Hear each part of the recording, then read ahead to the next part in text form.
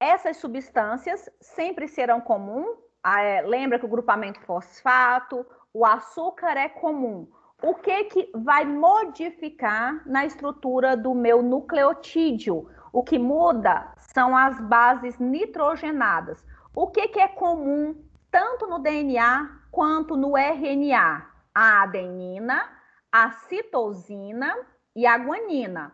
Tanto o DNA quanto RNA tem essas 3 bases nitrogenadas. Essas 3 são constantes. Porém, a gente sabe que a timina acontece unicamente no DNA e a uracila acontece unicamente no RNA. Então, vamos lembrar. A timina apenas no DNA e a uracila apenas no RNA. Isso é uma diferença primordial entre DNA, entre uma molécula de DNA e uma molécula de RNA. Não podemos nos esquecer, tá? E aí essas bases são classificadas como bases pirimídicas ou bases púricas. Por quê? Qual que é a diferença entre uma base descrita como uma base pirimídica e uma base púrica? As bases pirimídicas, elas só têm um anelzinho, tá? E as bases púricas, ela é composta, a conformação química dela, ela é formada por anel duplo, por 2 anéis. Então, vamos lá. Anel único, citosina, timina e uracila. Anel único, bases pirimídicas. E as bases púricas, elas têm 2 anéis. Só são a adenina e a guanina. Aí nós vamos nos lembrar, uma base púrica se liga com uma base pirimídica. Uma base púrica se liga com uma base pirimídica. Quem são as pirimídicas? Citosina, timina e uracila. Quem são as bases púricas? Apenas adenina e guanina. Quer um macete para lembrar? Eu sempre uso assim. As bases púricas parecem uma coisa pura, que me lembra água. Então, adenina e guanina, água para bases púricas, que são aquelas que têm a conformação formada por 2 anéis. Anotaram, meninos? Bases pirimídicas e bases púricas. Não podemos esquecer, tá bom? Aqui eu já falei, bases pirimídicas, bases púricas também já falei, tá? Vamos lá. Vamos falar da estrutura. Cada nucleotídeo, os nucleotídeos vão se ligarem uns aos outros, formando o nosso DNA. E esse DNA, vocês lembram que ele tem uma fita dupla, e a gente fala que a disposição dele é helicoidal, como se fosse uma escadinha dando voltas, tá? Dando voltas em volta dele. E o que acontece? Essas cadeias são ligadas por pontes de hidrogênio, tá? Essas moléculas são ligadas por ponte de hidrogênio. É uma ligação relativamente frágil, porém, quando todas estão juntas, ela fica um tanto quanto resistente. Até porque o DNA tem uma resistência a mais do que o RNA, que é fita simples, tá? Então, a ligação que é feita entre esses nucleotídeos, né? Tem a ligação fosfodiéster, que eu acabei esquecendo, e pontes de hidrogênio, tá? Aí nós vamos lembrar quem liga com quem. A adenina vai fazer ponte de hidrogênio apenas com a timina na molécula de DNA, ok? E a guanina vai fazer ligação apenas com a citosina, apenas.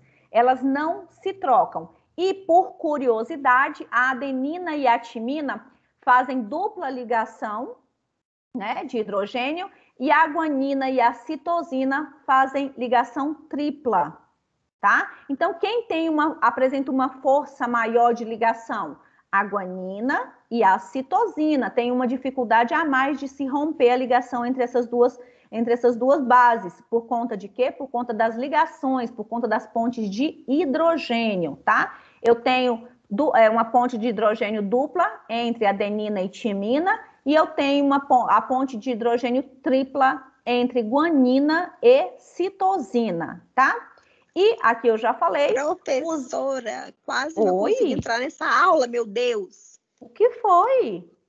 Uai, não sei, não sabia onde é que estava o link. Na aula 1.1. Pois é, mas entrei. Vocês estão mais perdidos que cego no tiroteio. Não, pensa. É porque vocês me vêem todo dia. Esse negócio de me ver todo dia não vai dar certo. Vamos embora. Então, vamos lá. RNA, então, formado por cadeia única, tá? E ela não tem outra parte para se enovelar. Então, quando ela se enovela, o RNA, ela se enovela com ela mesma, ela se amaranha nela mesmo, tá? Uma ou outra, alguns vírus muito raros que possuem aí dupla cadeia de RNA, mas isso é coisa da raridade, não é uma constante. A constante é o DNA com a dupla fita e o RNA com fita simples, né? Então, vamos lá, vamos lembrar aqui, ó, a moléculazinha de DNA, ela está aberta, eu tenho aqui as ligações certinhas, ó, a adenina com a timina faz dupla ligação, a guanina com a citosina faz ligação tripla. Então, todas as vezes que você vê C e G, está fazendo ligação tripla, e todas as vezes você vê T com A, ligação tripla, ou ligação dupla, tá certo? Então, é assim que funciona as ligações entre as moléculas aí para compor o nosso DNA, tá? Os nossos nucleotídeos vão se unir aí por conta de uma ligação fosfodiéster para formar toda aquela cadeia. Para quem tem a curiosidade, não sei se vocês já pararam para pensar ou não, todas as nossas células do nosso corpo carregam a informação genética, todas. E que tamanho, que tanto de DNA tem em cada célula do nosso corpo? Vocês já pararam para pensar? Vocês têm noção? Alguém pode me ajudar? Que tamanho tem um DNA todo completo que está dentro de uma célula do nosso corpo? Que tamanho tem esse DNA?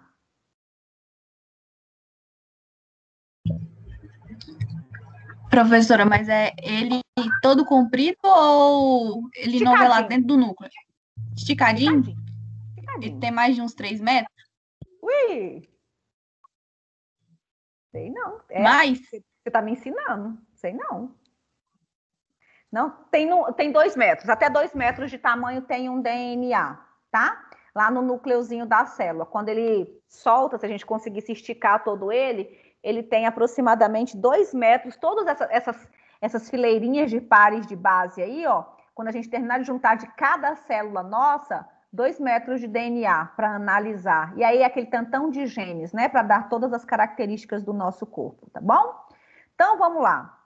Então, quem firmou essa configuração do DNA tão antigo, né? Quem começou a falar dessa história, quem realmente ganhou o nome, ficou famoso por conta do estudo de DNA e todo mundo conhece, foi o James Watson e Crick, em 1953, que eles começaram a estudar firmemente a molécula de DNA e começaram a fazer o desenho, as ligações. A partir daí é que se firmou de fato e de direito a questão aí do estudo da biologia molecular, da biologia das moléculas, né, da origem da vida, né? Então tá aí as ligações que eles começaram a falar, adenina com timina e a guanina com citosina. Lembrando, quem mesmo faz ligação dupla e quem mesmo faz ligação tripla? Quem mesmo? Alguém me recorda? Ligação dupla é... Quem? Tripla é citosina e guanina. E timina. Dupla adenina e timina. Dupla adenina e timina? Tripla citosina e guanina? Exatamente. Quem é mais forte se precisar romper? Guanina e citosina mais forte. Exatamente, é isso aí. Vocês estão dando moral para mim hoje, hein, bonitas? Muito bonito. Então, vamos lá. E elas, qual a ligação que une aí as moléculas? São as pontes de hidrogênio. Podemos esquecer? Não podemos, tá bom? Aqui, só mostrando para a gente o modelo que o Watson e Crick desenhou para a gente, que é o modelo que a gente vem usando até hoje, a questão aí do modelo de hélice, né? Modelo de dupla hélice que o Watson e Crick desenhou para a gente continua utilizando até hoje, é muito inovador, mesmo nos dias atuais. Tudo bem com as características principais do DNA? Apenas sobre as características principais do DNA, tudo bem? Sim. Professora, só me relembra a parte de pirimídica e púrica. Bases púricas são aquelas que têm anel duplo, né? E que eu falei para vocês usarem a água, adenina e guanina, são as púricas. E as que sobrarem são as pirimídicas. Lembrar que as pirimídicas sempre vão se ligar com as púricas. Tudo bem? Mas a uracila ela não tá dentro, tá? Não, aí a uracila já vai lá para o RNA. E já é outra RNA, essa só quer dizer com o DNA, né? Falei só do DNA, tá bom? Tá. Beleza. Então, vamos embora. Vamos falar, então, do RNA. Já que você quer falar, tá aqui o moço RNA, né? Ele, na verdade, é um ácido ribonucleico. Ribonucleico por quê? Porque o açúcar que faz a composição aí é uma ribose, tá? Não é uma desoxirribose. Também é uma pentose com 5 carbonos, só que uma ribose, beleza? Outra coisa, o RNA é sempre a cópia do DNA, só que em RNA. O RNA, ele sempre vai ser o espelho do DNA, porém com uma fita simples. E a outra característica marcante é que ele substitui a timina pela uracila, ok? Não temos timina aqui no RNA, tudo bem? Então, tá aqui, ó, em vez de uma desoxirribose, eu vou ter uma ribose.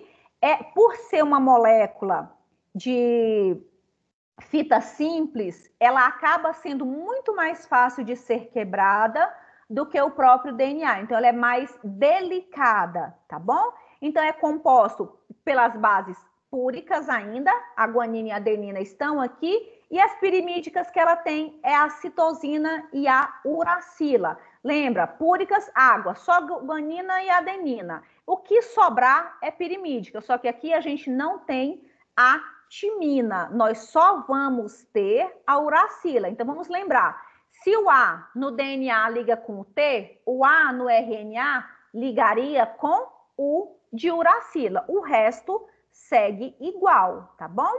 Que mais?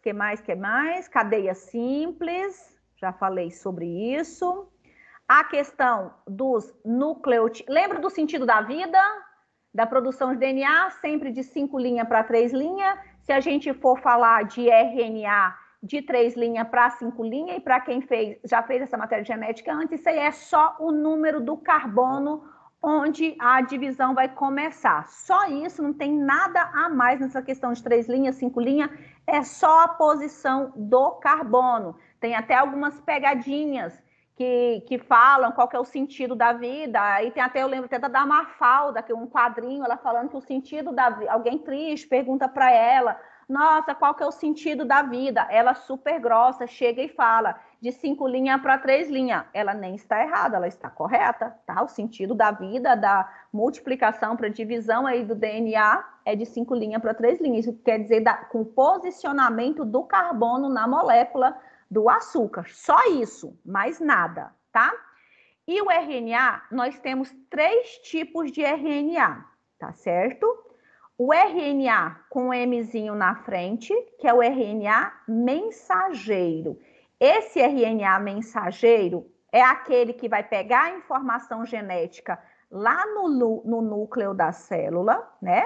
e vai levar para o citoplasma para ser produzida uma nova proteína. Então, ele é o RNA mensageiro, tá? Ele pega a informação do núcleo e leva lá para o citoplasma para se produzir, para se traduzir em uma nova proteína. Então, quer dizer que todas as proteínas do meu corpo são só minhas, porque elas são produzidas a partir do meu material genético, tá certo? Então, vamos lá. O outro RNA que eu tenho é o RNA ribossomal, que é aquele que vai receber a informação do RNA mensageiro lá nos ribossomas e começar a produção de uma nova proteína. Afinal, ribossomas só sabe fazer uma coisa, que é a síntese proteica. Então, ele recebe a informação do RNA mensageiro e começa a produzir, ele começa a ler aquela fita de RNA mensageiro para começar a produzir o quê? Uma nova proteína. E o último RNA é o RNA transportador. O que o RNA transportador faz? Ele vai pegando aquelas moléculas de aminoácidos que estão dispersos no citoplasma e montando e levando lá para o ribossoma para montar a nova proteína. O que é uma proteína? Nada mais é do que um amaranhado, uma sequência de aminoácidos. Então, para formar uma proteína que forma o meu cabelo, por exemplo, vou pegar a informação no núcleo sobre essa proteína, vou levar essa informação do núcleo para o citoplasma, lá no ribossoma, o ribossoma vai receber essa informação e vai começar a montar uma nova proteína. Isso é uma linha de produção, né? A síntese proteica. Essa é a função primordial aí, uma das funções primordiais aí do nosso material genético. Não vamos esquecer, RNA mensageiro, RNA ribossômico ou ribossomal e o RNA de transferência ou transportador, tá? Então, RNA eu tenho 3 tipos e a função primordial deles é pegar a informação e produzir uma nova proteína. A grosso modo, de forma bem resumida, mas bem resumida mesmo, eu tenho aqui uma célula. Eu vou fechar meu slide só para ver se eu consigo aparecer aquelas canetinhas que a gente desenha aqui na tela, tá? Só um pouquinho. Peraí.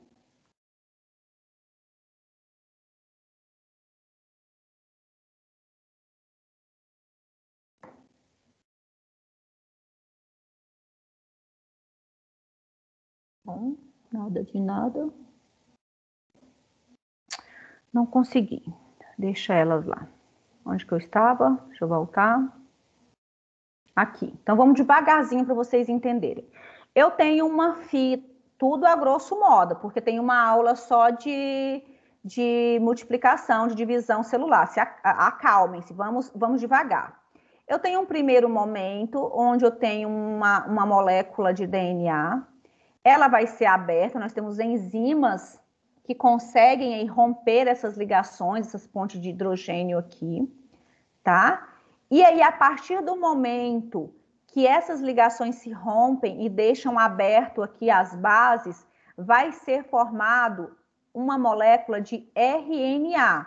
Se aqui eu tenho um A, do lado de cá eu tenho U, se aqui eu tenho um C, do lado de cá eu tenho um G. Então, eu tenho uma molécula de RNA que vai ser formada aqui, que ela é complementar a esse pedacinho aqui do meu DNA. Então, quando se formar essa moléculazinha de RNA, essa primeira que se forma, eu vou chamá-la de RNA mensageiro. Quando se formar essa informação aqui, esse DNA vai fechar novamente e é vida que segue. Não vamos nos ater aos pequenos detalhes por enquanto, vamos só compreender o que acontece.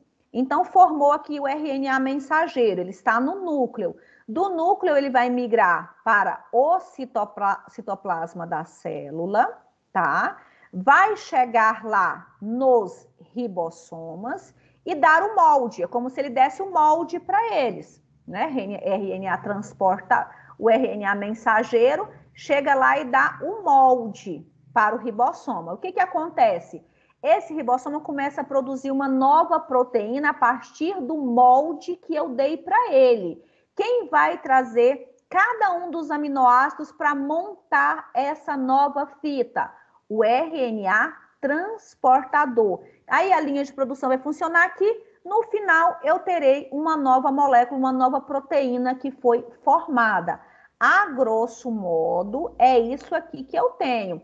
Nas próximas aulas, eu vou falar para vocês de que tem um monte de enzimas aqui, helicase, primase, DNA polimerase, uma série de outras coisas mais profundas. Mas, por enquanto, eu quero que vocês entendam apenas isso. Abriu o DNA, formou o RNA mensageiro. O RNA mensageiro migrou do núcleo para o citoplasma, foi lá no ribossomo, levou a informação, e o RNA transportador vai levando os aminoácidos para montar uma nova proteína. Professor, isso acontece quando? O tempo todo, todas as nossas informações estão o tempo todo sendo produzidas, todas as proteínas do nosso organismo estão o tempo todo sendo sintetizadas, sendo produzida, né? Lembra que isso aí é um processo constante no nosso organismo, está acontecendo em todas as células. A proteína vai ser produzida de acordo com o tipo de tecido. Tudo bem, meninos? Anotaram aí os 3 RNAs?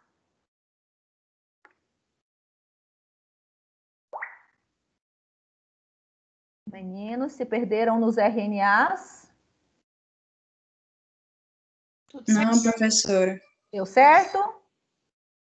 Então, vamos embora. Se deu certo, vamos embora. Aqui só mostrando para vocês as fitas complementares, né? No DNA eu tenho a timina e no RNA eu tenho a uracila para a composição dessa fita, tá bom?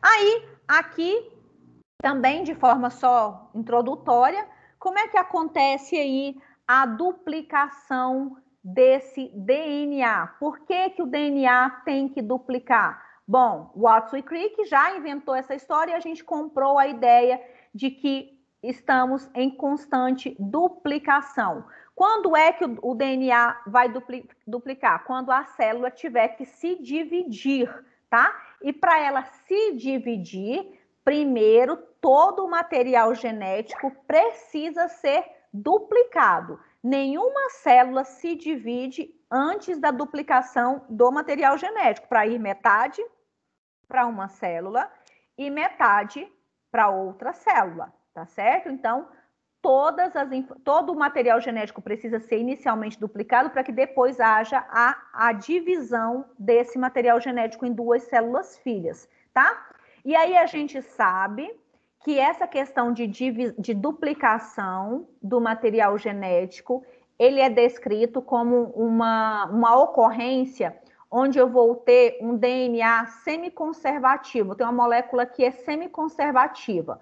O que significa que é semiconservativa? Metade dele, o DNA vai abrir no meio, eu tenho 2 fitas, né? Ele vai abrir no meio. Então, eu vou dar origem a 2 fitas novas, onde metade dela era original e a metade dela é nova. Então, é uma duplicação semiconservativa. Então, quer dizer que eu sempre vou ter as mesmas informações. Professora, mas sempre que divide, sempre que duplica, dá tudo certinho? Nunca tem um erro e tal? Pode acontecer um erro, lógico que pode. E, obviamente, quando eu tenho erro, eu tenho a produção. Pode acontecer de ter produção de uma proteína errada, a colocação de um aminoácido no lugar onde ele não deveria estar, e pode, obviamente, dar origem aí a doenças. A gente sabe disso, tá? Então, nem sempre eu consigo dividir de forma correta, mas toda a maquinária é para que a divisão aconteça de forma correta. Não esquecer, semiconservativa. Semiconservativa por quê? Porque a fita de DNA vai ser aberta em 2.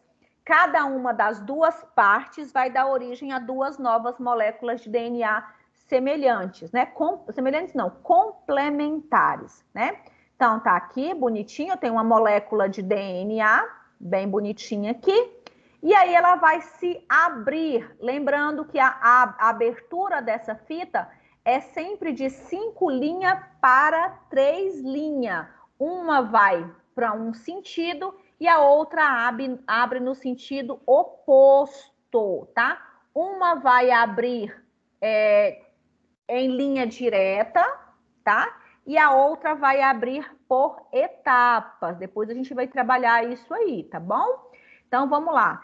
Aí, essa fita aqui de cima vai ser o molde mãe, e a nova fita vai se formar aqui. Ao término, tudo isso aqui vai estar aberto. Quando eu tiver duplicado este DNA, a célula vai poder ser dividida. É assim que nós dividimos as nossas informações genéticas e podemos ter novas células sempre.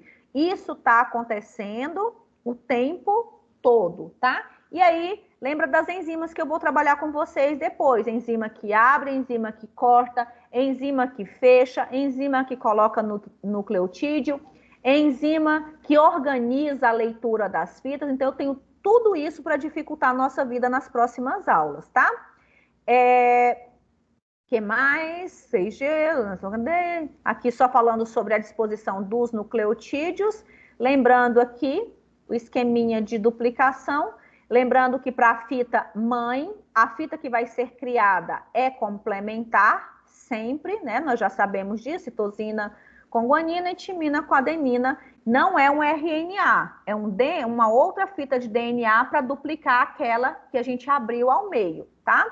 E aí a gente sabe que tem inúmeras enzimas envolvidas nesse processo de duplicação do DNA, tá?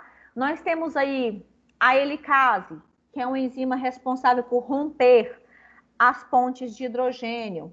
Nós temos a primase, que a gente fala que ela faz um primer de continuação.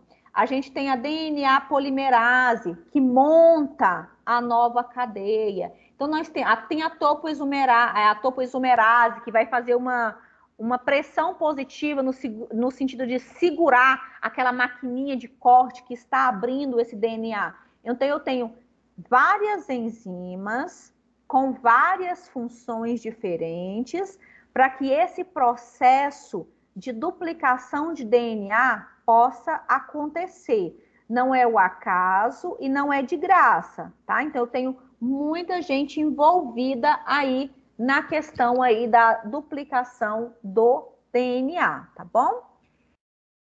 Deixa eu só beber uma água. Duplicação do DNA.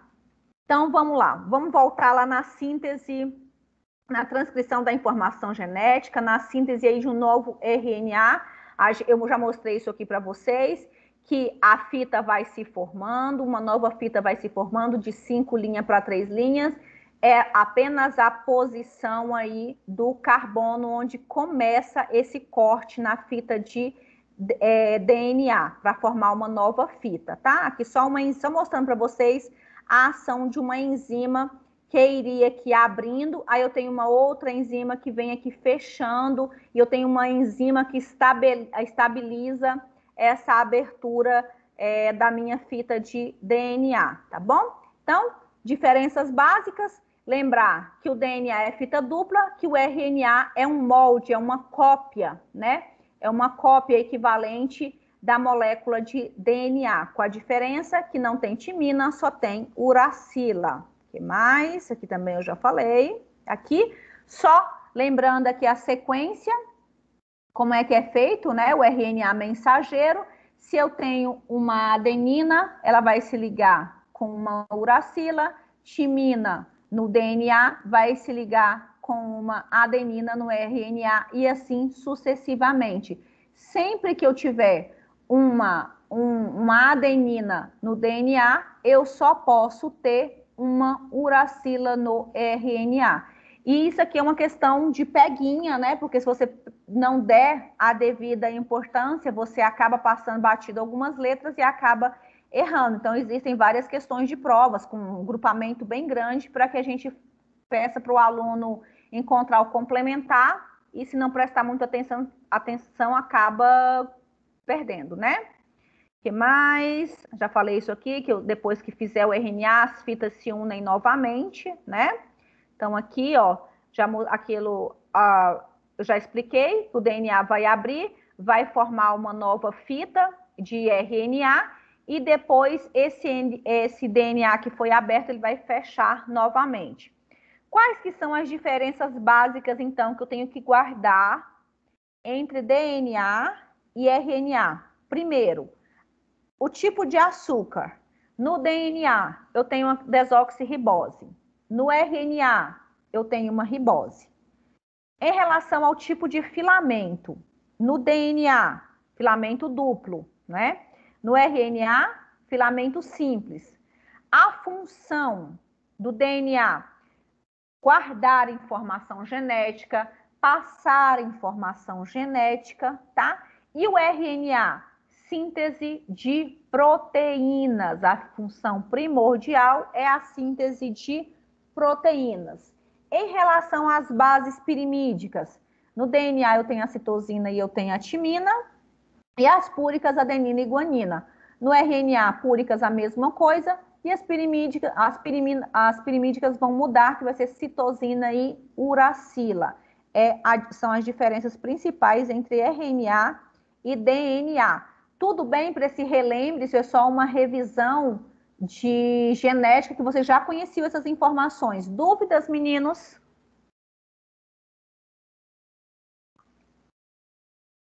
Dúvidas? Não. Não? Então tá bom, vou colocar tudo na prova. Vamos lá. Então vamos lá. Então vamos falar um pouco. Professora. Oi. Depois a senhora joga esse slide no grupo aí? Vou colocar lá no AVA, né? No AVA. Aula 1.1, tá bom? Que já ajuda vocês a estudarem. Sim, ajuda muito o desenho. Eu queria desenhar para vocês, mas vocês não deixam. Vocês tinham que ver meus desenhos, tanto que ajuda. Ai, ai. Vambora. Bom, então eu já sei o que é DNA, basicamente falando, já sei o que é RNA, já entendi, já me lembrei de outras aulas que eu tive no passado. Por que eu tive que me lembrar? Porque a biologia molecular e a biotecnologia só vai falar de material genético. Só vai falar. Então, você precisa se lembrar daquela basezinha ali atrás, que a gente já fez, tá bom? Então, o que é a biotecnologia dentro desse contexto? Envolve muitas técnicas, inúmeras técnicas, cada vez mais apuradas, cada vez mais modernas, que faz com que o homem consiga utilizar um tipo de organismo para obtenção de utilidades para o ser humano, fabricação de medicamentos, melhoramento de lavouras, N possibilidades a biotecnologia trouxe para a gente, tá? Exemplo aí são os cruzamentos experimentais que a gente faz para obtenção de raças mais apuradas. A gente sabe que a gente já fazia isso desde antes, mas aí veio a biologia molecular, veio a biotecnologia para falar, não, isso é ciência, porque antes era crendice popular. Quando alguém separava um cavalo mais vistoso, uma égua mais vistosa, deixava cruzar para ter uma raça mais pura, isso era crendice popular. Agora é ciência. A gente consegue fazer isso no laboratório. E aí eu quero deixar bem claro uma coisa que eu falei bem no comecinho. Essa aula não é verdade absoluta, eu não estou certo e vocês estão errados, nem vocês estão certos e eu estou errada. Porque juntinho com a biotecnologia entra uma coisa que não faz parte aqui, mas faz, que é a bioética. Tudo que eu for discutir aqui, tem uma pessoa que é a favor e uma pessoa que é contra. E tá tudo certo. Tá tudo certo, porque cada um tem o direito à sua opinião, cada um vê as coisas a seu modo, com a sua visão. Então, todas as vezes que eu trabalhar o termo biotecnologia, pode acreditar, tem alguém que vai gostar e tem alguém que não vai gostar, tá? Mas aí é de cada um. Junto com a biologia, a biotecnologia, veio o termo engenharia genética.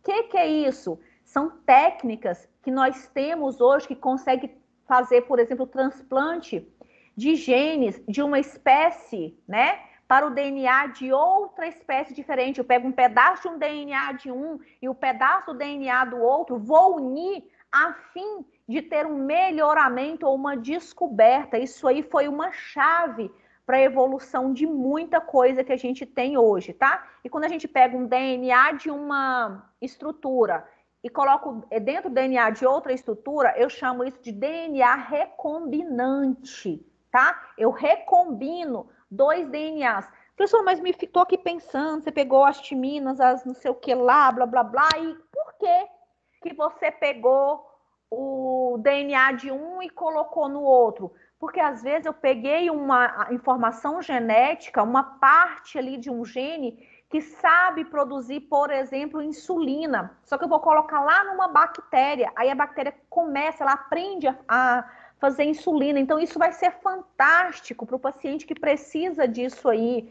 Pode ser por conta de uma doença, por exemplo. Olha, eu vou tirar uma parte que não é boa e introduzir uma que é melhorada. Então, isso é possível, mas é lógico que eu não estou falando que é correto nem nada, tá? Só estou mostrando para vocês como é que faz. Então, dentro da engenharia genética, uma técnica muito falada, muito conhecida, muito usada, é a questão do DNA recombinante, onde eu vou pegar espécies diferentes, bactéria, humano, animal, bactéria, planta, e misturar essas 2 informações genéticas, introduzir essa informação genética no outro DNA, para que eu tenha uma produção de alguma coisa, um melhoramento de uma outra coisa. Então, isso é fantástico, é uma ideia muito moderna, que é a ideia de colocar esse DNA recombinante numa bactéria. Daí, depois que vai produzir várias células, e todas elas já com a modificação. Eu sou tão visionária que eu começo a pensar assim, ó, vamos tirar um gene produtor de câncer e vamos colocar um pedacinho de um gene normal. Nós vamos colocar isso dentro de uma célula e essa célula vai se dividir e com o tempo eu só vou ter células saudáveis, eu não vou ter mais aquela célula portadora daquele gene. Então isso é muito fantástico, isso é biotecnologia, isso é engenharia genética. Professor, isso já existe? Claro, já existe há muito tempo. A gente aqui não fica falando isso por aí, mas existe há muito tempo, tá? Então, isso é muito real. Quais são as principais aplicações aí da engenharia genética nos dias atuais? Professor, primeiro, oi.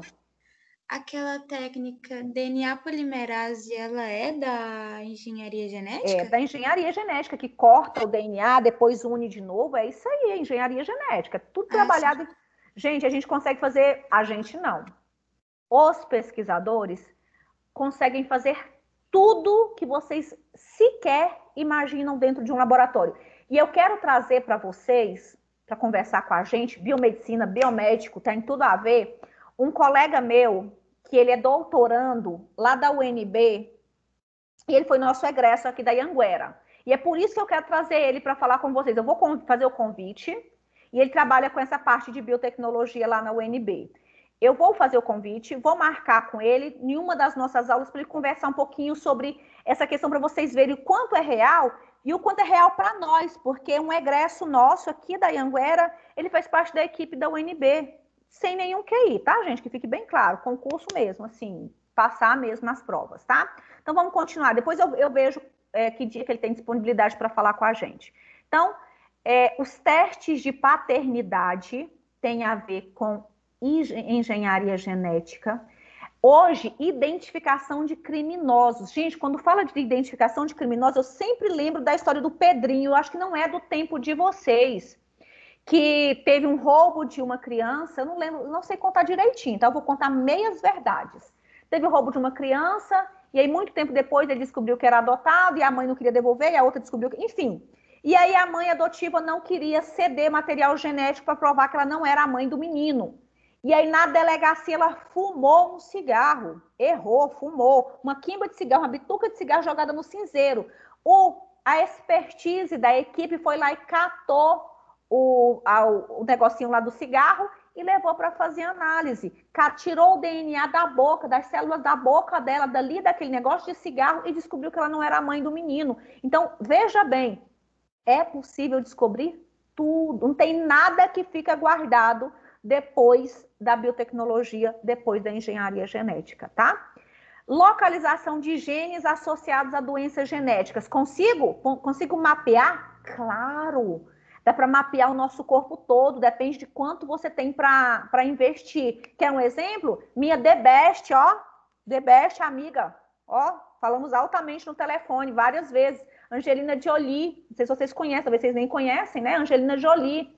Ela descobriu que ela tinha um gene que predispunha ela ao câncer de mama e o câncer de ovário, porque a mãe morreu disso, não sei se foi de mama, câncer de mama, ou se foi de ovário, a irmã já tinha tido câncer de mama ou câncer de ovário. O que a Angelina Jolie, visionária, fez? Fez um mapeamento genético, ela descobriu que a proteína, não sei o que lá, do gene dela, predispunha ela a ter esse tipo de câncer. O que ela fez? Retirou a mama, retirou os ovários, já tinha tido os filhos dela, ela não tinha mais intenção, colocou prótese e continua linda e viva. Ela saiu na frente de muita gente. Se eu queria conseguir fazer isso, não sei, mas existe, tá? Se você tiver a bala na agulha, é possível, tá? Detecção de genes relacionados com o desenvolvimento de câncer, foi o que eu acabei de falar. Terapia gênica. Vamos fazer um medicamento que é só para você. Nós vamos tratar, vamos imaginar que você tem HIV. Então, que o HIV é super difícil de tratar por ser um vírus, não tem vacina até hoje e tal. Vamos fazer um medicamento que vai atingir só a sua célula contaminada pelo HIV. Fantástico, né? Fantástico isso aí. Produção de vacinas sintéticas, nem preciso me estender muito, porque tá aí, tá na mídia, tá escrito, tá escancarado para todo mundo ver o quanto foi importante a engenharia genética. No advento foi a outra vacina mais rápida do que esse rol de vacinas que a gente tem disponível para o Covid, foi uma que foi feita para o Ebola, e demorou anos para ficar pronta.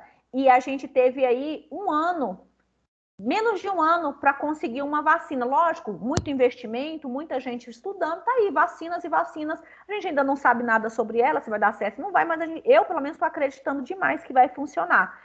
Tem a ver com o quê? Engenharia genética, tá?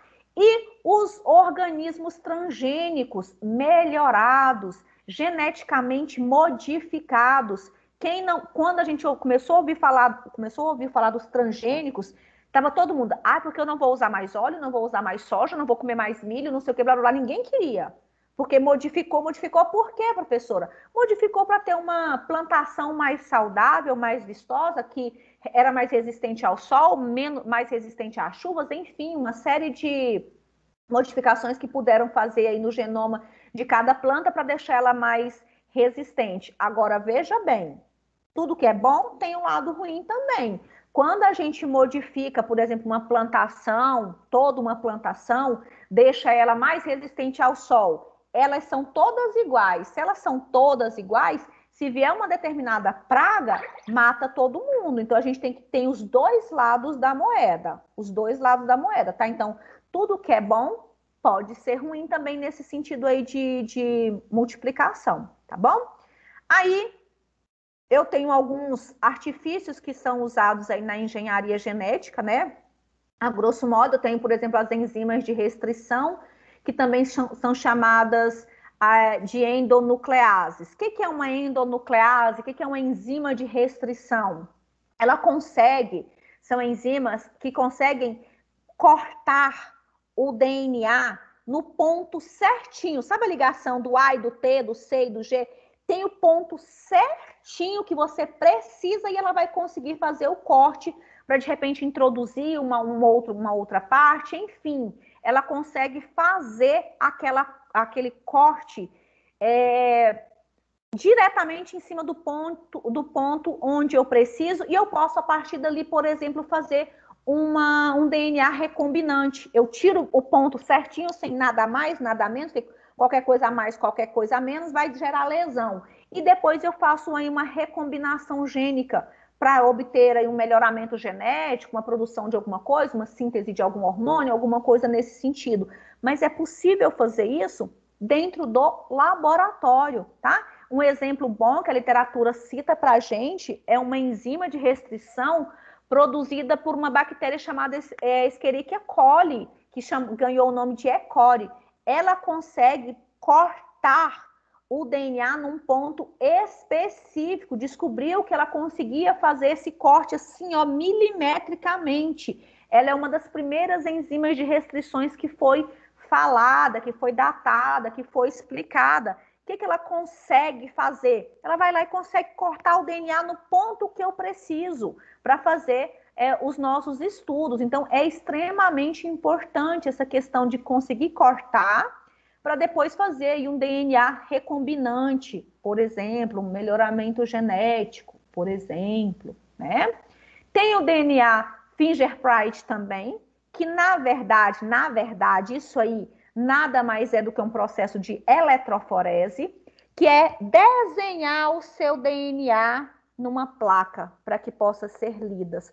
Como se fosse a ideia de um código de barras. Todo mundo já viu na televisão, quando fala assim, estudo do DNA, e bota uma plaquinha com os pontinhos pretos assim, blá, blá, blá, e fala que aquilo ali é o DNA e você tem que acreditar. E está certo, são as bandas do DNA. E o fingerprint é uma técnica que permite colocar o DNA em desenho a partir do peso molecular, a partir da migração dessas moléculas em um determinado meio, tá? Então, isso é, inclusive, parte da técnica de PCR, ela vai seguir a eletroforese. Sem fazer a eletroforese, eu não consigo fazer o PCR, tá? Então, aqui é só como é que faz o fingerprint, que o DNA é submetido a uma enzima de restrição, né, que vai cortar. Então, essa enzima de restrição vai fragmentar o DNA em segmentos com tamanhos diferentes, sendo uns maiores, outros menores.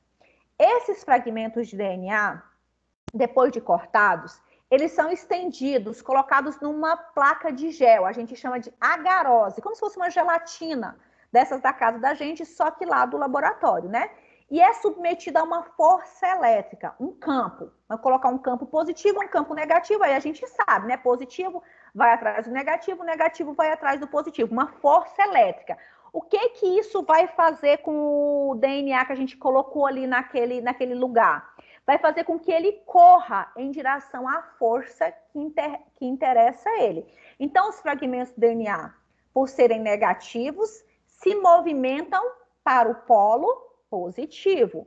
Os fragmentos menores vão se movimentar muito mais rápido, ficando numa posição anterior. Em seguida, vêm os fragmentos maiores, porque são mais pesados. Dessa forma, isso aí vai ser revelado como se fosse uma foto mesmo, tá?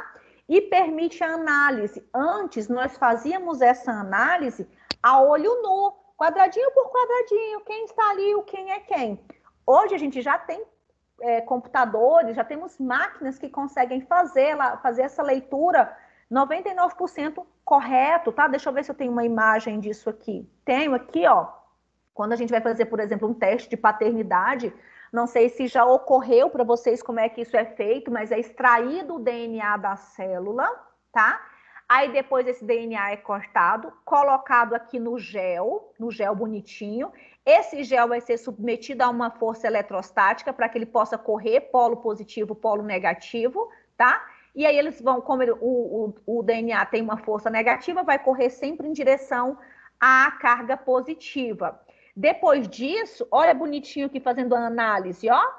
Vamos imaginar que esse aqui é o filhinho e um montão de suposto pai. Aí a gente vai buscar quem tem que ter a mãe aqui do lado, porque tudo que não veio da mãe só pode ter vindo de quem? Do suposto pai. Aqui a ideia é em desenho para a gente brincar.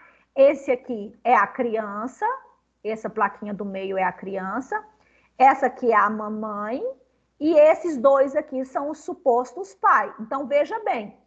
Todas essas listrinhas aqui, nós vamos encontrar as da mãe, vamos identificar a da mãe. Porque tudo que o bebê tem, metade veio da mãe, metade veio do pai, tá certo? Então, veja bem. Então, nós identificamos a da mãe, o que sobrou é do pai. Aí, nós vamos procurando a compatibilidade. E é a partir disso aqui que nós conseguimos determinar com 99,999% de chance se fulano é filho ou não daquele outro fulano, tá? É delicado? É demorado? É difícil? Claro, fácil não é. mas já foi muito mais difícil. Eu vivi em um tempo onde um exame de DNA para ficar pronto demorava meses. Hoje, questão aí de uma semana, 15 dias talvez, bem menos que isso, a gente já tem resposta disso aqui, tá? Então a gente vem modernizando cada vez mais, a gente está correndo para melhoria, para melhoria. É uma pena que se trata dos procedimentos mais caros que se tem dentro de um laboratório, tá? Então, tá aqui, ó, como é que a gente faz, de fato, ó, tá aqui ele desenhadinho. Isso aqui é muito real, tá? E aí depois a gente vai procurando aqui as compatibilidades, tá? Isso aqui é real. Obviamente que a gente tem máquina que já faz isso nos dias atuais, mas isso aqui é a extensão do DNA, como se fosse uma fotinha, e depois a gente vai procurando aí os genes, tá? Quem faz isso aqui faz brincando, né? Tudo bem, meninos? Já viram? Conhece? Lógico, né?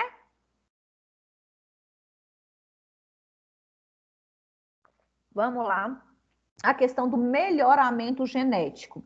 Foi muito falado a questão do melhoramento genético, né? Porém, a gente sabe que tem a parte boa e a parte ruim. Vamos falar em relação a plantas. Em relação a plantas, é importante que faça aí a união de informações genéticas de plantas melhores, mais bem desenvolvidas, com outras. Porém, a gente sabe que dependendo da modificação genética que vai ser feita em cada espécie, pode levar ter mais facilidade ao acesso de pragas, alguma coisa que destrua ali a plantação, tá? Então, o que é o melhoramento genético? Ele consiste em selecionar uma determinada característica de uma espécie e melhorar, deixar ela bem melhor, visando, quando a gente fala de agricultura, uma produção a mais em seres humanos. A gente não temos autorizações, né, para fazer, mas a gente sabe que é só a falta de autorização, mas a gente sabe que a ideia do melhoramento genético é fantástico. Imagina você descobrir que você tem um gene que não te deixa ganhar massa muscular, que você pode fazer a modificação desse gene, né? Não é o caso, mas é uma ideia, né? O que mais? Em se falando de melhoramento genético, foi o que eu brinquei no comecinho. Não é uma coisa nova, é uma ideia que já existia há muitos anos, muitos séculos, só que as pessoas faziam de forma aleatória, né? E agora não. Agora nós fazemos com embasamento científico, conhecendo sobre a genética, e por isso a gente faz. Antes não, o produtor fazia suas modificações lá na roça mesmo, e aquilo era crendice popular. Agora é genética, tá? Exemplo aí de melhoramento animal, a gente tem aí o cruzamento de duas raças fortes, né? Para dar uma raça muito melhor. Eu não entendo de gado, não, mas diz aí que o Santa Gertrudes é uma classe de animais melhorados que veio a partir de duas outras raças muito nobres também, né? Aí a questão de melhoramento, produção de carne, produção de leite, aí vai depender do que se busca num melhoramento genético, que a gente sabe. Aqui não tem ninguém da veterinária nessa aula, mas a gente sabe também que na veterinária sempre esteve em alta a questão da biotecnologia, da engenharia genética ligada aí a animais e plantas, tá? Quais são os principais problemas de melhoramento genético? Primeiro, a variabilidade genética daquela espécie vai diminuir. Se eu melhoro ela e começo a produzir coisas sempre boas, mas parecidas, eu vou diminuir a variabilidade genética. Aí já se falava a lei da seleção natural. Dependendo do que vier, vou perder toda a minha plantação, tá? Se fosse entre pessoas, da mesma forma, se eu conseguisse fazer pessoas sempre semelhantes, elas poderiam ser fortes para uma coisa, mas poderia ter muito mais predisposição a determinadas outras circunstâncias, tá? Então, o melhoramento genético tem a sua parte boa, mas tem a sua parte ruim, claro, tá? O que mais? E Os organismos geneticamente modificados. Quem são esses, né? São os organismos que recebem genes de outras espécies, né? Obtenção, com o objetivo aí de produzir substâncias para ser utilizados principalmente pelo ser humano, tá? As plantas são muito utilizadas aí para obtenção de transgênicos, especialmente aquelas que produzem toxinas contra algum tipo de praga, tá? E quando a gente começou a falar de transgênico, foi aquela guerra, não quero, ninguém quer, porque isso dá câncer, isso dá não sei o quê. Hoje a gente sabe que a grande maioria de toda a produção, ela é transgênica, e embora exista uma lei que existe uma necessidade de informação na rotulagem, a gente sabe que isso não vem informando em todos os rótulos, né? Outra coisa são as bactérias transgênicas. Elas vêm sendo muito, muito, muito utilizadas na produção de insulina, na produção de hormônio do crescimento, produção de alguns anticorpos específicos, né? Fator 8, que é o fator de coagulação, que alguns pacientes que têm doenças de coagulação acabam necessitando, especialmente os hemofílicos, né? Por exemplo, pode introduzir um gene humano em, por exemplo, um camundongo ou um gene de inseto em uma planta, né? O que acontece? Com essa modificação, nós vamos ter novos animais aqui, novas estruturas geneticamente diferentes, porque se eu coloco um gene de um humano num camundongo, ele pode desenvolver a característica daquele gene, se é de pelo, se é de tamanho, então ele vai desenvolver aquela característica que foi colocado aqui. Se usa muito a questão de troca de gene para avaliar medicamentos, para avaliar o tratamento, né, gênico, a medicação baseado na informação genética do paciente é extremamente relevante. Porém, a gente sempre vai brigar aí com os comitês de éticas, com a bioética em relação a isso aí, tá bom? Aqui, só uma ideia da produção de insulina humana a partir de bactérias, tá? É retirado aqui um plasmídio da bactéria e da célula humana é retirado aquele gene produtor de insulina. Eu vou quebrar aqui, ó, o plasmídio da bactéria. Lembra que o plasmídio é aquela parte da bactéria de DNA extracromossômico que guarda a informação genética dela.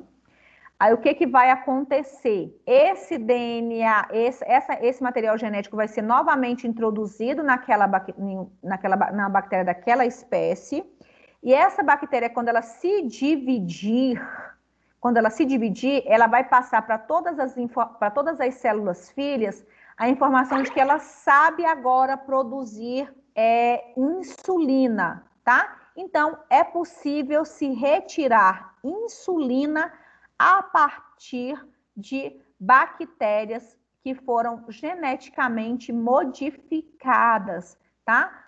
Colocando um gene nela produtor de insulina. Agora, veja bem, isso é extremamente importante, porque o que eu tenho de pacientes que precisa de insulina é muito. Então, isso aqui foi uma descoberta gigantesca, porque eu tenho insulina produzida a partir de bactérias. Tudo bem, meninos? Ninguém falou mais nada? Ainda tem alguém nessa sala? Ou todo mundo me abandonou?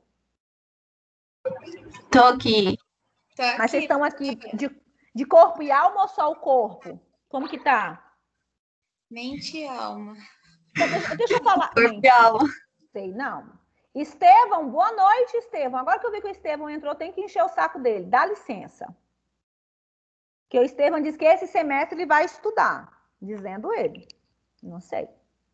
Tá bem que ele nem me respondeu, né? De certo, nem está aí. Então, tudo bem aqui para a produção de insulina a partir de uma bactéria, meninos? Tudo bem? Tudo bem. Então, tudo bem. Nenhuma dúvida, posso seguir. É facinho. Quer dizer, desse jeito aqui é facinho, né? Então, vamos lá. Aqui, outros organismos transgênicos, né? Geneticamente modificado. Por exemplo, a gente modificar aí uma planta para ela não desenvolver, para ela ser resistente a uma classe de lagartas. Isso é importante em lavouras, né? Ou aqui, ó, tem essa aqui consegue desenvolver uma praga e quando ela é geneticamente modificada, ela é resistente àquela praga. Mas aí vocês não, tem sempre que ter em mente, olha, ela é resistente a uma determinada praga, mas se vier uma praga diferente, mata a plantação toda. Por que mata a plantação toda? Porque simplesmente todas as plantas são iguais, tá? No arroz a mesma coisa, quando eu tenho geneticamente modificadas, simplesmente ela vai ter um gene que deixa ela melhorada, mas se vier uma praga, infelizmente, mata tudo, tá? Aí, os principais métodos de obter transgênicos são a utilização de uma bactéria que se chama Agrobacterium tumefaciens, tá? Ou por biobalística, ou por eletroporação de protoplastos. É muito xingamento. Então, vamos lá. O mais comum para a gente é a utilização de bactéria, dessa bactéria, tá bom? Os outros também são comuns, mas dentro da nossa literatura não é tão comum. Essa aqui é uma bactéria, como o nome dela já diz, ela é encontrada no solo, tá? E aí, a modificação genética das bactérias geralmente acontece através do plasmídio, tá? E aí vai incorporar o material genético, um novo material genético ao plasmídio, que aí nós vamos ter uma bactéria geneticamente modificada. Ela vai atuar como um vetor, tá bom? Então, essa é a ideia do Agrobacterium tumefaciens. A ideia de misturar o material genético, vocês vão ver que vai começar a ficar até chato, porque é sempre a mesma coisa. Quebra um pedaço, coloca uma informação genética que se queira reproduzir e a partir daquele momento a informação genética vai ser reproduzida, tá bom? O que mais? A questão da biobalística, né? Na verdade, aí eu não vou usar, por exemplo, vetores, nem bactérias, nem vírus para fazer esse trabalho. Na verdade, vai utilizar o que a gente chama de microprojéteis. Esses microprojéteis é feito de ouro ou tungstênio, são os dois metais que são utilizados, né? E esses microprojéteis são incorporados ao DNA. E aí eles são introduzidos no organismo que se deseja modificar, tá? Não, apesar de parecer muito agressivo, não traz nenhum prejuízo para a célula que está fazendo, tá? E ele é um método muito utilizado hoje. A gente vai retirar uma parte e completar aí com microprojéteis, tá? A principal vantagem desse método é que ele não vai usar os vetores, nem vírus, nem bactéria, tá?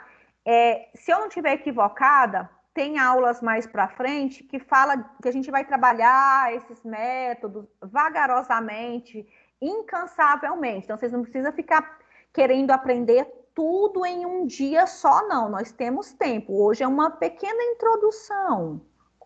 Coisas assim, bem light, tá? Bem light mesmo.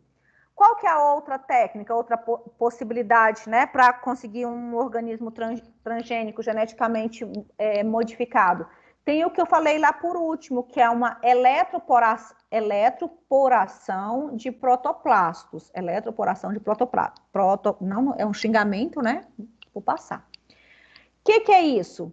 Um plasmídio e o protoplasto, não sei se vocês já viram esse nome, mas é uma célula vegetal que não tem parede celular, é um protoplasto. São colocados em uma mesma solução. Então, eu pego um plasmídio, que é a informação genética de uma bactéria, e coloco num protoplasto, junto com um protoplasto, em uma solução. Essa solução, ela é submetida a várias descargas elétricas, né, de alta voltagem. O que vai acontecer? Depois de fazer muita descarga elétrica ali, vai fazer poros, buracos na membrana plasmática e do protoplasto. E aí vai fazer com que facilite a introdução do plasmídio no protoplasto. E aí daí vai continuar a associação desse plasmídio novo na célula que a gente colocou ali juntinho. Então, eu pego um plasmídio, coloco uma célula vegetal, coloco dentro de uma solução e dou descargas elétricas. No que eu dou descargas elétricas, vai fazer poros na membrana dessa célula vegetal, que facilita a entrada aí do plasmídio. Plasmídio é informação genética. E aí, depois que entrou esse plasmídio, ele vai incorporar a informação genética da célula e aí é vida que segue. Eu já tenho aí uma célula geneticamente modificada, eu posso implantar ela novamente para continuar a multiplicação. Então, eletroporação de protoplasto. Aqui é a ideia, ó. Ela vai receber, tem o que eu chamo de biobalística, bactéria, a bactéria que a gente usou lá para fazer a modificação, e a eletroporação, né? Para aderir uma informação genética. São as 3 condições que eu tenho para fazer um organismo geneticamente modificado, tá? Então, um desses 3 vão ser utilizados para que eu modifique um organismo, tá? E o outro que eu queria falar, estava muito ansiosa para falar da clonagem. Clonagem é o sonho de consumo de qualquer pesquisador. Ficou extremamente famosa a questão da clonagem. Foi em 96, grande parte de vocês nem vivo eram, por conta da ovelha Dolly. Muitos de vocês só conhecem por livro, né? O que aconteceu? Pegou uma célula e aí vamos devagar. Pegamos 2 células diferentes que se queria clonar, tirou a célula da mãe e tirou o núcleo da outra e colocou só o núcleo dentro de uma nova célula. E deixou multiplicar, dando origem a um organismo geneticamente igual o daquele núcleo que eu trouxe a informação genética. Então, eu peguei uma célula de uma mãe, né? De uma ovelha mãe, tirei o núcleo dela, tirei e joguei fora. Célula germinativa, tá? Essa célula germinativa, tirei o núcleo dela. Peguei, por exemplo, uma célula de pele, tirei o núcleo da célula de pele, daquele ser que eu queria clonar, que eu queria que fosse igual. Peguei o núcleo dela e incorporei naquela célula que não tinha mais o núcleo, naquela célula germinativa. Deixou germinar e deu origem à ovelhinha Dolly, né? Que foi o primeiro animal clonado que a gente tem aí descrito. E aí, não sei se vocês conhecem a história, só que a ovelha Dolly não viveu muito tempo para contar a história, né? Aí, entre diz que me disse, diz que me disse, diz que me disse, a célula que foi retirada que era para ela ser igual, considerou-se uma célula velha, portanto, tecnicamente falando, a ovelhinha Dolly, ela já nasceu com uma idade bastante avançada, porque ela carregava as informações genéticas daquela célula, daquele animal que já estava vivo. Então, essa foi a primeira ideia de clone que nós tivemos. Inclusive, teve até novela para descrever essa questão de clone. A gente não pode afirmar 100% que clones não existem por aí, que não são produzidos, nem nada. A gente sabe que, eticamente falando, é proibido. Tanto a ideia animal como humano não é permitido, mas essa é a ideia do clone, produzir seres geneticamente idênticos àquela célula que foi aquele ser que se quer fazer a imagem e semelhança. Pego o núcleo de uma célula, tiro o núcleo da outra, implanto e deixo germinar. Então, isso eu vou ter o quê? Um clone. A ideia de clone é fantástica, porque se eu conseguir produzir uma pessoa igual a mim, vamos imaginar que eu preciso de um órgão, a pessoa pode me doar. Se eu preciso de uma medula, ela poderia me doar, porque ela seria 100% compatível. Porém, é um conto de fada, porque tem toda uma ideia por cima dessa clonagem. Eu aconselho até vocês a assistirem, eu não sei o nome do filme, eu não vou lembrar agora de cabeça, eu assisti esse filme há muito tempo atrás, se alguém tiver assistido e lembrar o nome, que tinha um lugar onde eles faziam clones de pessoas, e as criancinhas, em idade de criança, elas iam lá e quando a pessoa precisava, ia lá e doava um pedaço de não sei o quê, um órgão não sei qual. E sempre que essas crianças voltavam para o lugar dela, elas voltavam em decadência. Elas eram criadas só para doação. Não sei se alguém já viu esse filme. É muito triste, é muito feio, e é a ideia que a gente tem verdadeiramente de clonagem, fazer um outro ser só para utilizar, de repente, partes dela, alguma coisa nesse sentido. Então, existe uma discussão muito grande em cima aí da questão da clonagem, tá? A gente não afirma mais nada sobre isso, mas aí são as pessoas genéticas... Aqui é a ideia do que eu falei, ó. Eu peguei essa ovelhinha aqui e eu retirei dela as células mamárias. E dessa outra eu tirei o óvulo. Só que eu tirei do óvulo, eu tirei o núcleo, vapo, joga fora. E dessa célula mamária, eu peguei só o núcleo dela. E eu fiz uma fusão.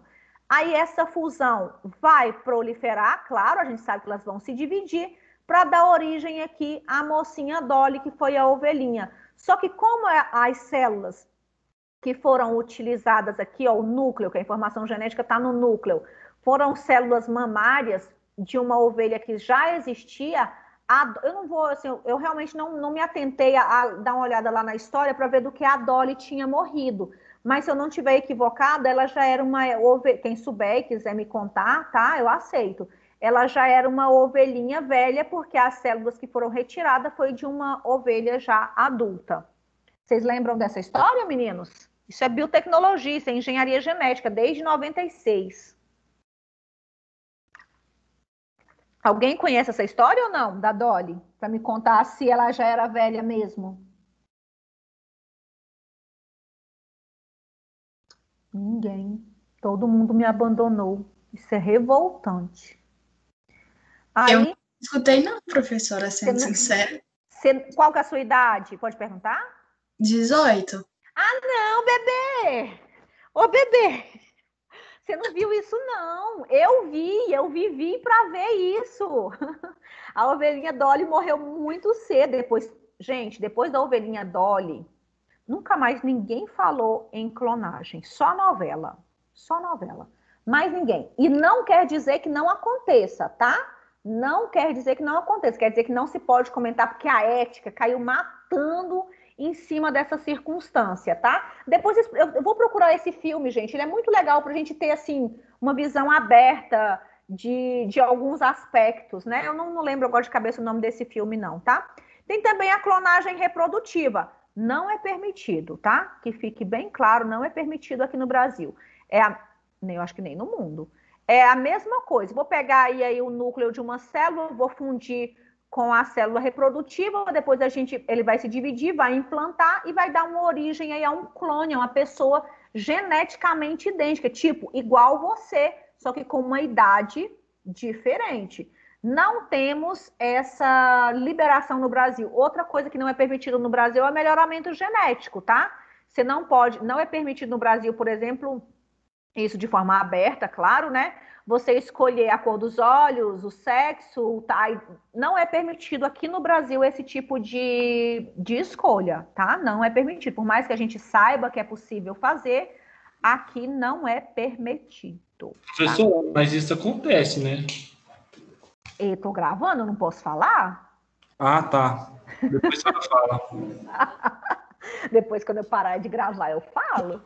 Tá bom. Mas, tô brincando. Eu acho, assim, na minha percepção, o que a gente sabe da ciência é uma gota. E o que a gente ignora é verdadeiramente um oceano.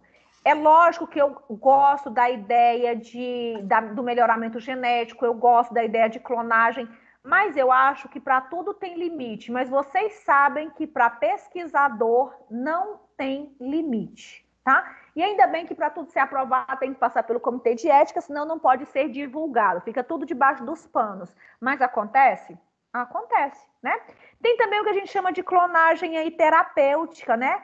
Quando a gente aí vai gerar células no sentido de tratar uma determinada doença, né? A gente tem falado muito em questão de células-tronco. É extremamente importante, porque as células-tronco são as células mais jovens que a gente tem, e elas têm as pluripotentes, que podem se transformar em muitos tipos de tecidos, e tem as células troncos totipotentes, que pode se transformar em qualquer tipo de tecido. É fantástico. Só que aí a gente tem que ter aí a célula tronco para fazer essa evolução. Mas a ideia da clonagem terapêutica para ter células tronco verdadeiramente é muito boa mesmo, tá? A terapia gênica, que eu já falei, né, que eu vou tratar o paciente, né, consiste, né, na substituição do gene anormal, que leva à manifestação de uma determinada doença, por um gene normal. Imagine eu conseguir tirar de você, em vez de ter que arrancar a mama, arrancar o útero, eu vou lá e tiro aquele gene que vai produzir câncer em você, introduzo uma parte de um gene normal, essa célula continua a se multiplicar e daqui a um tempo eu não tenho mais predisposição a ter uma determinada doença. Isso é maravilhoso. A ideia, eu sempre acho que a ideia da engenharia genética é maravilhosa, tá? Maravilhosa. Só que hoje a gente só trabalha com terapia gênica, os estudos que são aprovados, que são divulgados, são só com as células somáticas. Vamos lembrar, eu tenho as células reprodutivas, né? Que são as únicas que vão fazer meiose, e eu tenho as células somáticas, que são todas as outras células do meu corpo, que são as que vão fazer mitose, tá? Aí, só que no futuro, por enquanto, a gente trabalha só com as somáticas, da pele, do olho, do cabelo, mas as germinativas não é permitido, legalmente falando, tá? Os pormenores eu não sei, tá? Doenças aí que são alvo do tratamento gênico, da terapia gênica, a fenilcetonúria, que é uma deficiência enzimática. Não sei se vocês conhecem alguém que tem, mas o pessoal da APAI gosta disso aqui, trata demais disso aqui, tá? A hipercolesterolemia familiar, que é aquela pessoa que tem uma predisposição muito grande a ter colesterol alto, mesmo sendo saudável e que se exercite.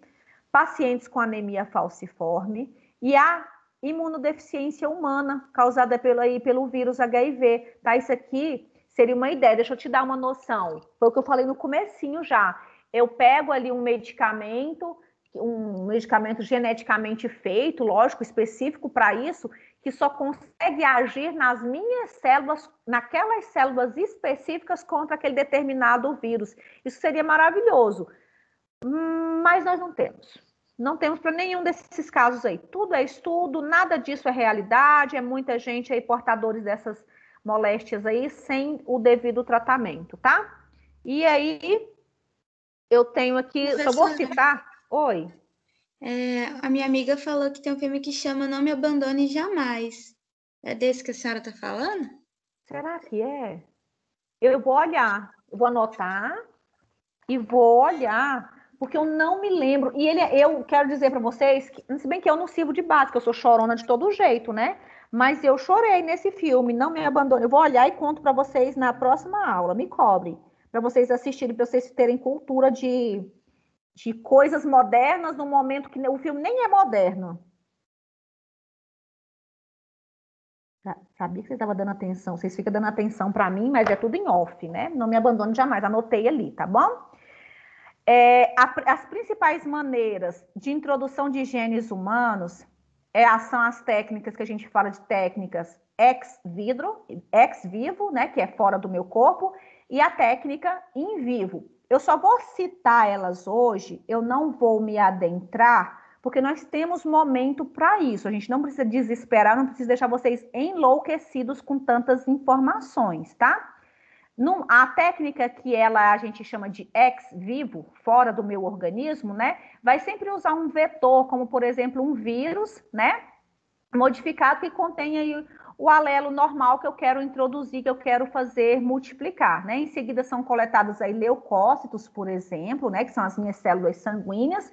Quem fez imunemato comigo sabe disso, né? E aí nós vamos pegar os leucócitos dessa pessoa afetada, né?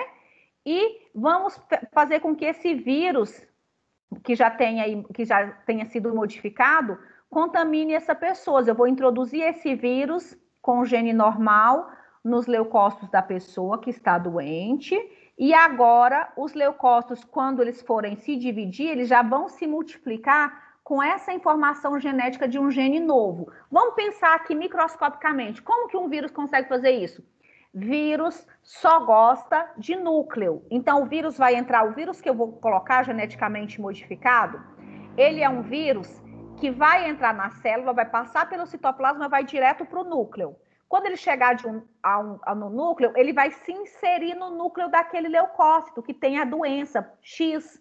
E aí ele vai se inserindo, ele leva uma parte normal. E quando esse leucócito se dividir, ele já se divide com essa informação genética. Isso é terapia gênica. É eu tratar a doença direto na causa dela, sem ter que beber nada, né? E aí, a técnica in vivo, como que ela funciona? Eu vou clonar, né, copiar um gene normal, né? E depois eu vou introduzir, vou pegar um gene que eu quero colocar no paciente, um gene que ele não tem ou que não funcione, vou pegar ele, produzir ele, selecionar ele e vou introduzir esse gene no meu paciente que precisa, por via intravenosa, que é pela veia, ou intramuscular, né? Dessa maneira, esse gene que eu já estou colocando ali na corrente sanguínea, ele vai se incorporar às células desse meu paciente. Depois dele se incorporar, ele começa quando essas células se dividirem, ela já vai se dividir com essa informação nova, com essa informação normal. Olha o tanto que é interessante. Eu pego um gene normal que eu quero que o meu paciente tenha. Vamos imaginar, vamos pensar alto, vamos sonhar comigo. Eu sou diabética, preciso de insulina. Então, eu vou pegar um gene, trabalhar um gene que é o responsável pela produção de insulina, porque cada gene nosso produz alguma coisa. Então, eu pego um gene normal que sabe produzir insulina, injeto aquele gene em mim. Esse gene vai lá para as minhas células e com o decorrer do tempo, todas as minhas células vão aprender, porque elas vão se dividir com aquela nova informação, então elas vão aprender a produzir insulina novamente, a produzir, a incentivar. É só uma ideia para vocês terem uma noção. Então, essa é a ideia de terapia gênica. Eu pego o que o paciente precisa e dou a ele na necessidade dele. Então, é muito individual de cada paciente. Eu acho que esse é o tratamento de muita coisa mesmo. É a questão da terapia gênica. Só que aí vamos falar, custo-benefício. Vai ser caro? Claro. Barato que não vai, né? Aí tem as vacinas, né? Que são as vacinas que a gente chama de vacinas gênicas, tá aí para todo mundo ver, né? Que são os genes dos agentes causadores das doenças, né? Que a gente vai introduzir, que vai codificar uma determinada proteína, a gente vai introduzir isso aí no organismo para fazer a pessoa produzir anticorpos. Mas vamos lá, vagarosamente. Os genes, né, dos agentes causadores de doenças e que codificam as proteínas responsáveis por estimular o sistema imunológico humano são isolados. Então, esses genes são introduzidos em bactérias. Então, aquele gene que causa doença, ele sabe estimular a produção de uma proteína de defesa. Então, eu vou pegar ele, colocar numa bactéria e, a partir daí, clonar, fazer várias cópias, né?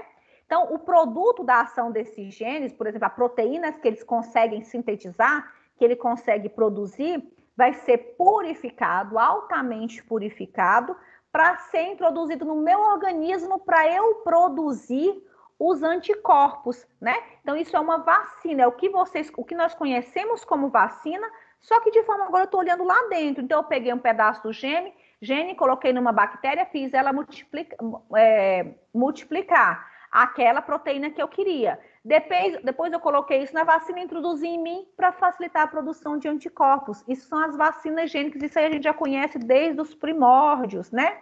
As principais que são baseadas nesse princípio são as vacinas de hepatite B e as vacinas para meningite, tá? Que aí todos nós já tomamos essas vacininhas aí. E já existia. Tudo bem, meninos? Tranquilos? Tranquilinhos?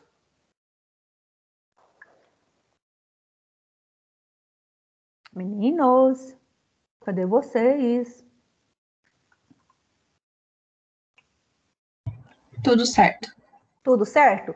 Vocês estão muito cansados ou pouco cansados? Como vocês estão? Contem para mim. Mentalmente que eu tô falando, que nós estamos sentados, hein? Mentalmente, muito cansados ou pouco cansados? Tô mais ou menos. Eu não sei o que é esse mais ou menos. E aí, mais ou menos, porque eu tenho uma atividadezinha, mas eu queria fazer. Eu vou fazer assim. Vamos fazer a atividade no começo da aula que vem. Eu vou dar a chance de vocês lerem o livrinho lá de vocês, fazerem uma pequena revisãozinha, só para não ficar muito assim pesado tudo de uma vez só. Aí na semana que vem, eu vou começar a aula fazendo uma atividadezinha com vocês, pode ser? Eu acho legal esse negócio de atividade, que aí a gente nunca esquece. E é bom fazer na outra aula para você lembrar o que a gente fez na aula passada, pode ser? Professora, tem como a senhora mandar pelo WhatsApp? Porque eu tô com problema de entrar no meu AVA. Não tô conseguindo. Mandar a aula? O slide. Ah, pede para os seus coleguinhas mandar para você. Eu posto lá e alguém baixa e manda para você no grupo da sala. Que povo ruim é esse? Que povo Obrigada. ruim. Tá bom? Agora, se você me pedir por WhatsApp, eu sou preguiçosa para ficar mandando. Se você me pedir por e-mail, eu te mando. Eu te mando. Você quer anotar meu e-mail? Quero. Então, olha, tá vendo? Nós conseguimos conversar. Eu vou anotar para você ver, eu anotando, para você não escrever errado. Deixa eu só pegar uma página aqui. Que aí, vocês podem me pedir. Eu acho por e-mail mais fácil, que às vezes eu não estou com o telefone por perto, mas eu estou com o e-mail e eu já respondo isso para vocês. E eu acho mais fácil anexar. E eu sou preguiçosa nesse sentido de modernidades, tá?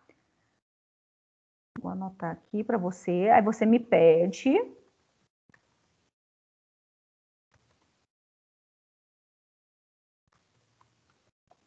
Rosângela, esse R maiúsculo não é. Vocês sabem, né?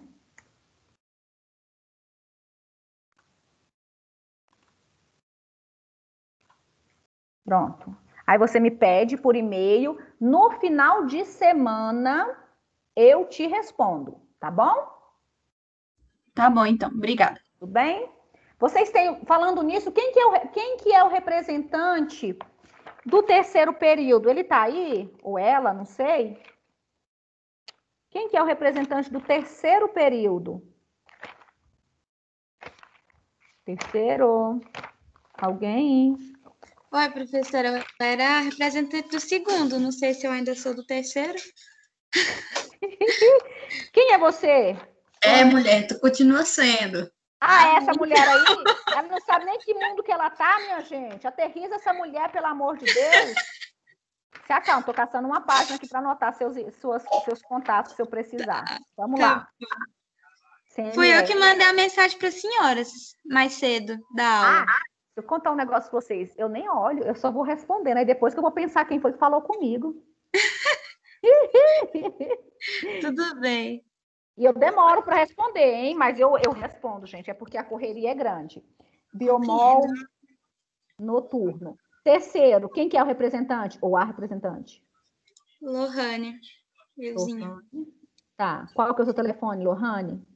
É 98114. 98114 1801. 1801. Eu já tenho, você já falou comigo, mas eu gosto de deixar anotadinho que vai. Esses telefones eu pego, porque às vezes acontece, acabou a luz, sei lá, uma intercorrência, e eu falo para vocês avisar para a turma, tá? Certo. Quem que é o representante ou a representante do quarto período? Tá aí? Quarto período. É o Robson. O Robson? Ah, é mesmo, quarto é o Robson. Não, o Robson eu já tenho o contato dele, eu já sei quem é. E do quinto período, quem que é? Quem que é o representante do quinto? É a Tayana. Vocês têm o contato dela aí? Tenho. Então me dá, que eu Eu posso pegar o seu também, que eu vou atrás de quem fala comigo, vocês sabem, né?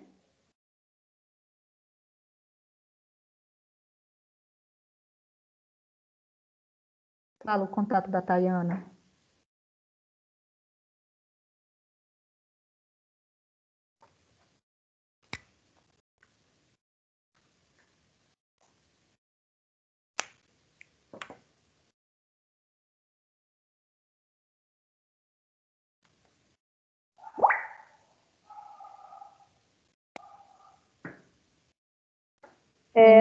Oi, achou. 99174. Peraí, 99174 1804. 1804. Ela é quase o mesmo telefone da Lohane.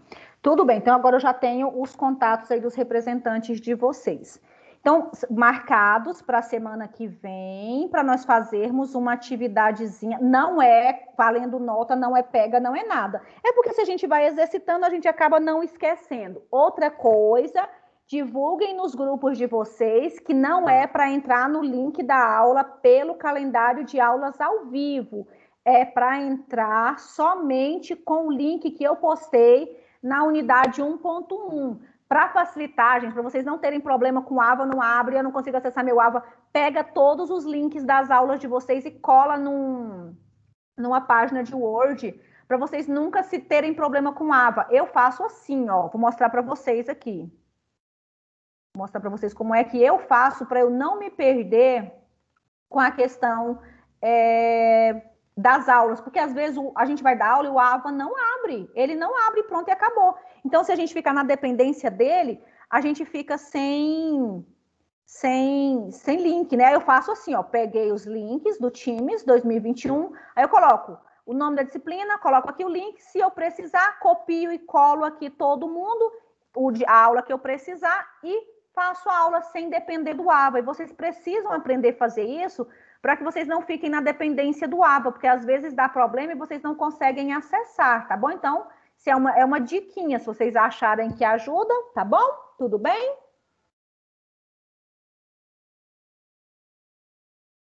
Tudo bem, meninos? Podemos nos despedir?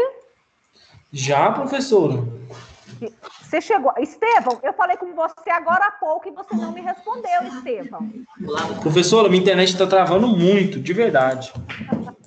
Só Jesus na causa, mas vai dar certo, tá? Professor, então, sobre termina de gravar aí e depois a gente conversa. Ah, tá. Então tá bom. Eu vou terminar de gravar e a gente conversa. Entendi. Tá bom. Então eu vou lembrar mais uma vez, entrar pelo meu link. Vamos começar com a atividade semana que vem. Vou postar os slides no portal para vocês e vou mandar por e-mail para quem me pediu. Quem baixar os slides, manda para o grupo aí da turma lá, além de ser egoístas. Não pode ser egoísta, tá? Eu vou parar de gravar porque o Estevão quer falar comigo. Eu vou parar de gravar. Pronto, Estevão.